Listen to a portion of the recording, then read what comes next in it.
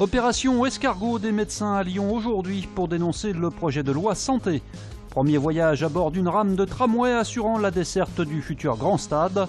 Enfin, rendez-vous ce week-end pour la grande brocante au profit de Notre-Dame des Sans-Abris à Gerland.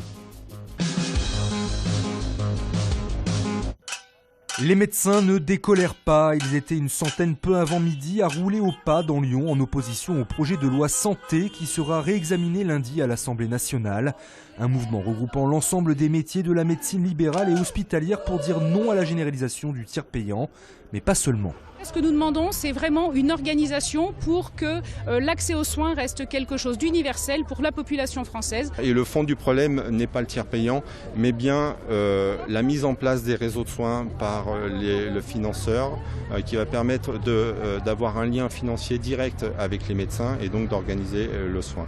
Le deuxième point, c'est l'étatisation de la santé en France. Et le troisième point sur lequel les médecins se battent, c'est l'ouverture du secret médical aux financeurs, notamment aux mutuelles. À 13h30, devant la piscine du Rhône, un autre cortège s'était lancé dans une opération escargot à l'initiative cette fois-ci des infirmiers. Une division en apparence, mais avec des mots d'ordre similaires. La maladie devient un risque. C'est plus, on était avant autour des besoins du patient, c'est fini, maintenant ça va être un risque.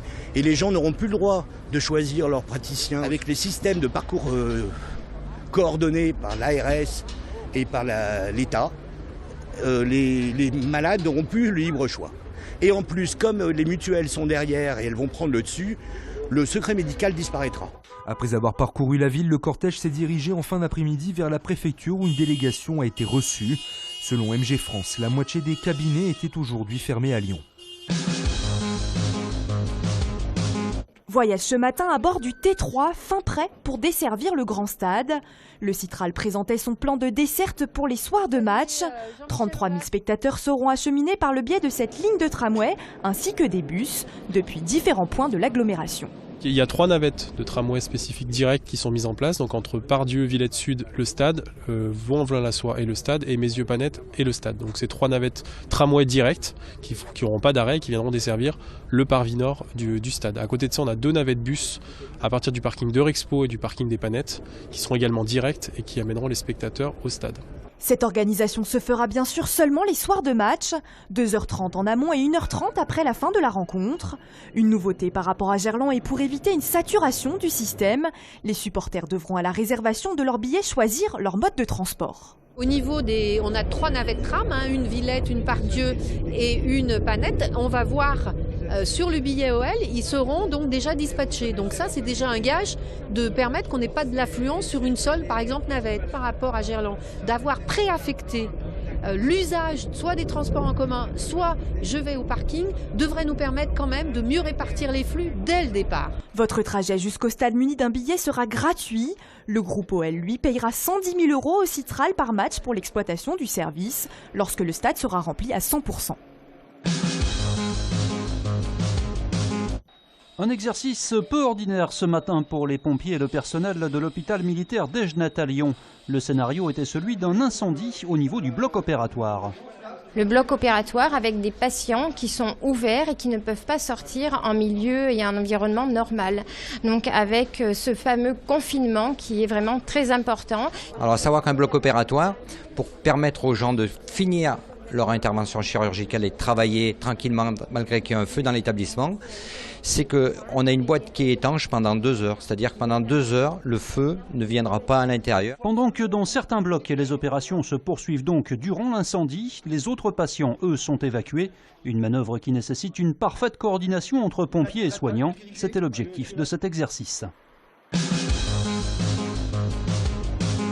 C'est la grande vente du foyer, c'est-à-dire que ce week-end, on va vendre les plus beaux articles qui nous sont donnés tout au long de l'année.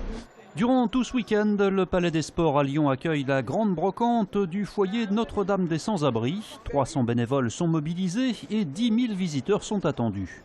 Concrètement, on trouve de tout, effectivement, des jouets, beaucoup de jouets, des vêtements très jolis, et puis également des meubles qui ont été retapés parfois par les personnes en insertion qui travaillent au foyer. On trouve des livres, des disques, des bijoux, des appareils photo, on trouve de tout. Mais d'abord, c'est une excellente action, c'est une bonne action, hein, parce que tout ce que nous faisons là, c'est pour le bénéfice de nos passagers, pour l'accueil, l'hébergement, l'insertion, etc., qui est la fonction majeure du foyer. Donc ceci est une source de revenus qui n'est pas négligeable. L'an dernier, l'opération avait rapporté près de 350 000 € à l'association qui vient en aide aux plus démunis. La Grande Brocante, c'est tout ce week-end au Palais des Sports. L'entrée est à 2 € le samedi et gratuite le dimanche.